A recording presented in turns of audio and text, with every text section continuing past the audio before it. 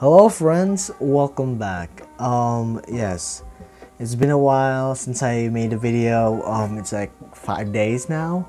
The reason why it's been a while is because of school, and I got a lot of assignments. So it's like 9:58 p.m.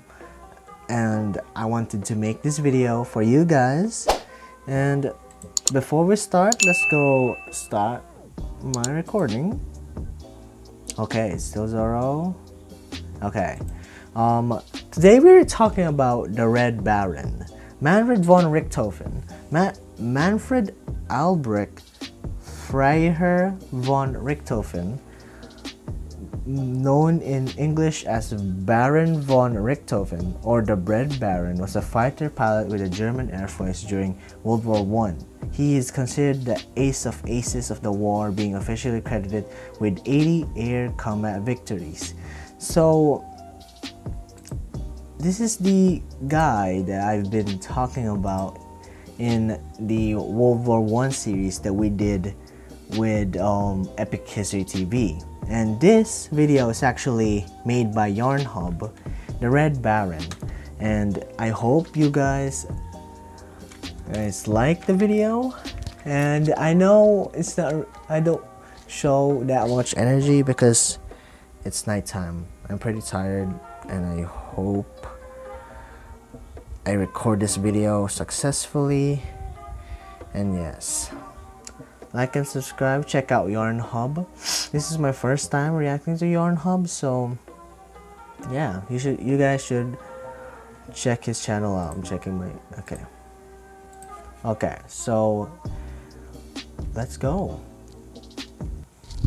It's April 1917 and the German military aircraft. Whoa. I'm sorry. It's April 1917 in France. Bedraggled souls tangled by wire and sucked down by mud look up to see an epic battle taking place in the heavens. Angels and demons locked in mortal combat, lifted up on wings of wood, wire and cloth. A great red beast is seen whirling and swooping in the sky. Spitting fire, it is heralded by all sides in equal measures of fear and awe.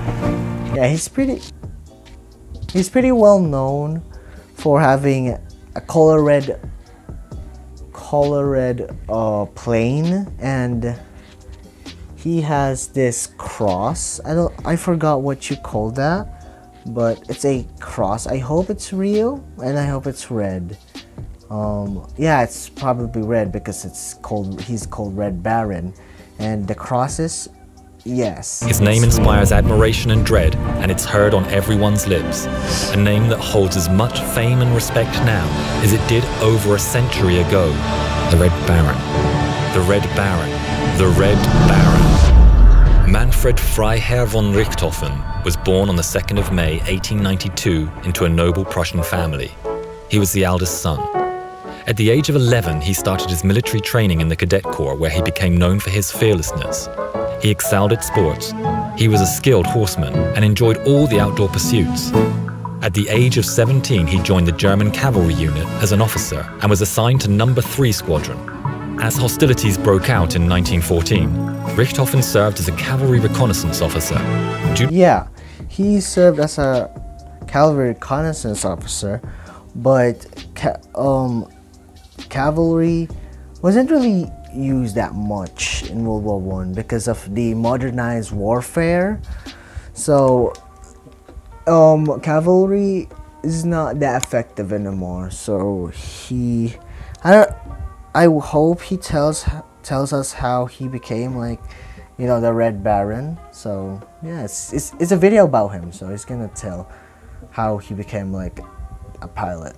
Due to the nature of combat at the time, the unit was forced to abandon their horses and instead were serving as dispatch runners and telephone operators. Dispatch runners. Bored and frustrated.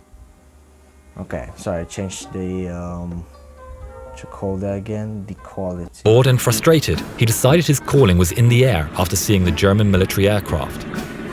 Unable to contain his eagerness and frustration, he applied to the Imperial German Army Air Service. In his application he wrote, "I have not gone to war in order to collect cheese and eggs." He was accepted, and in May 1915 he joined the flying service. Initially he was to be in the observer's seat. That still didn't stop him from getting involved in the fight, engaging with a fireman over the French lines. He met the German air ace Oswald Bolker, and that meeting inspired him. He eagerly entered training as a pilot in October 1915. Richthofen wasn't the most accomplished trainee by a long way. He struggled and was considered a below-average pilot and even crashed on his first solo flight. After a time though, his skills grew and he became an accomplished pilot in the Kampfgeschwader 2, No. 2 Squadron. Practice makes perfect, yo. It always has been. Practice makes perfect. Flying a two-seater Albatross. Richthofen got himself noticed and was recruited by Bolker to join the newly formed Jagdstaffel or Jasta 2. Jasta 2 was an incubator for Germany's top flying talent. Its commander, Bolker, was a supreme aerial tactician and a hero in the eyes of the German public. He was ahead of his time, and his dictates formed the foundation of modern aviation battle tactics. He drilled them into the entire Jasta, and Richthofen's victories began to rack up. He's better than Hermann Göring. Try to secure advantages before attacking. If possible, keep the sun behind you. Always carry through an attack when you've started it. Fire only at close range, and only when your opponent is properly in your sights. Always keep your eye on your opponent, and never let yourself be deceived by ruses. In any form of attack, it is essential to assail your enemy from behind. If your opponent dives on you, do not try to evade his onslaught, but fly to meet it. When over the enemy's lines, never forget your own line of retreat. For the squadron, attack on principle in groups of 4 or 6. When the fight breaks up into a series of single combats, take care that several do not go for the same opponent. Richthofen received the Blue Max in January 1917 after his 16th confirmed victory. Wow. That same month he was given command of his own squadron, the Jasta 11. It was at this time that he was inspired to take the daring move to paint his aircraft bright red. In his own words, "For whatever reasons, one fine day I came upon the idea of having my crate painted glaring red. The result was that absolutely everyone could not help but notice my red bird. My opponents also seemed to be not entirely unaware." The Red Barons and his squadron's success came in April 1917, where he had 22 confirmed victories, including 4 in a single day. In June, he was given command of JG-1, which included several squadrons, including Jasta 11. JG-1 became famously known as the Flying Circus, due to its bright painted planes and the supporting tents and caravans that formed the mobile camp. On July 6, 1917, Richthofen was hit, causing partial blindness. His aircraft fell into a spin, and he just managed to regain control and land in friendly territory. After several operations, and against doctor's orders, he went back to active service within 3 weeks. The injury caused him repeated issues, including headaches and nausea, and changed his mood and temperament, which became darker. He was forced to take convalescence due to these problems in the late summer, during which time he wrote, "I am in wretched spirits after every aerial combat. I believe that the war is not as the people at home imagine it, with a hurrah and a roar. It's very serious, very grim." Despite his health... That's true. Every war is not just full of hurrah, it's pretty grim and dark. And it can affect a person's mental health. It's bad. Issues, he continued to rack up multiple victories.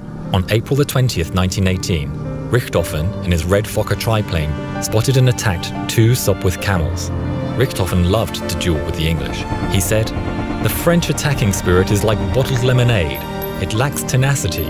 The Englishmen, on the other hand, one notices that they are of Germanic blood. Sportsmen easily take to flying, and Englishmen see in flying nothing but a sport." Dispatching both British planes within a short time, he racked up his 79th and 80th victories. He had 1 more day of flying before he was due to go on leave. His mother had been imploring the Kaiser to remove Germany's top air ace from active service. Richthofen took off on the morning of April the 21st, 1918. It was the flight that would bring his career and life to an end. He spotted a Sopwith camel and gave chase. This time, it seems, he may not have realized he was behind enemy lines while chasing the Sopwith at very low altitude. At the time, due to wind conditions and the moving of the front lines, he uncharacteristically continued the chase too far. Whether the shot came from a plane or from the ground is open to debate. In the last moments of his life, he managed to make a rough landing in a field north of the village of Vaux-sur-Somme. Several Australian servicemen rushed up to the downed triplane to hear the Red Baron's last words: kaput. There's a lot of debate how he died, so I'm not going to tell you all of the debate. I'm just gonna say there's a lot of debate. In the videos in the future, I would probably maybe talk about the debates, but this, let's just say it's just debates. It's just debates. The Red Baron was treated with great respect and was interred with full military honours by the personnel of No. 3 Squadron, Australian Flying Corps.